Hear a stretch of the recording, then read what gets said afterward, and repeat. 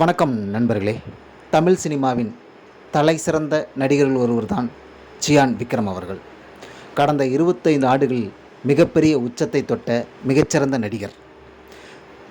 கிட்டத்தட்ட கமலஹாசனுக்கு அடுத்தபடியாக மிகச்சிறந்த நடிகர்னு பெயர் வாங்கின ஒருவர் தான் சியான் விக்ரம்.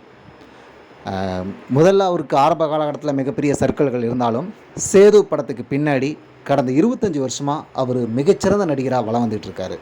அதுக்கு அவரோட கடின உழைப்பு, அர்ப்பணிப்பு, திறமை இதெல்லாம் ரொம்ப முக்கியமான காரணமாக இருக்குது. இதற்கெல்லாம் பலனாகத்தான் தந்துவிட்டேன் என்னை அப்படிங்கிற படத்தில் ஆரம்பித்த அவரோட கலைப்பயணம் இன்று தங்கலான் என்ற ஒரு மிகப்பெரிய மணிமகுடத்தை. வாழ்த்துக்கள் சியான் விக்ரம் சார் அவர்களே. சமீபத்தில் நடந்த தங்கலான் படத்தோட ஆடியோ லான்ச்சில் நீங்கள் பேசின அந்த ஸ்பீச் ரொம்ப ஹார்ட்ஃபுல்லாக இருந்துச்சு. ஏன்னா அதில் உங்களுடைய உண்மையான உழைப்பு, உண்மையான வளர்ச்சியை பற்றி மிக அழகாக, மிக மனசுக்கு நெருக்கமாக சொல்லியிருந்தீங்க. ரொம்ப ரொம்ப முக்கியமான விஷயமா இருந்துச்சு. அதில் தாங்கள் வளர்ந்து வந்த பாதையை பற்றி, தன்னுடைய இயக்குநர்களை பற்றி பேசும்பொழுது ரொம்ப முக்கியமாக தரணி, ஹரி, விஜய், மணிரத்னம், சங்கர், ரஞ்சித்னு பல இயக்குநர்களை பற்றி நினைவு கூர்ந்துருந்தீங்க.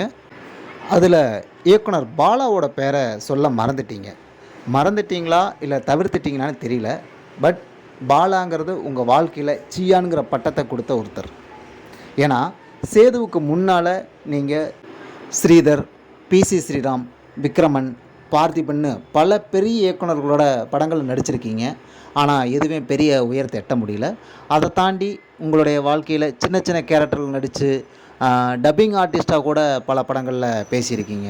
ஆனால் சேது அப்படிங்கிற ஒரு படம் தான் உங்களுக்கு ஒரு மிகப்பெரிய திருப்பு முனை படமாக அமைஞ்சது. அதை தொடர்ந்து பிதாமகன் படத்தின் மூலம் நீங்கள் ஒரு நேஷனல் அவார்டு வின்னர் ஆர்டிஸ்ட்டாக மாறினீங்க. இதுக்கு காரணமாக இருந்தது யாருமே மறக்க முடியாது, மறைக்கவும் முடியாது, பாலான்னு ஒரு இயக்குனர் அப்படிங்கிறது. நீங்கள் அந்த பேரை மறந்தது கொஞ்சம் வருத்தத்தை உருவாக்குச்சு.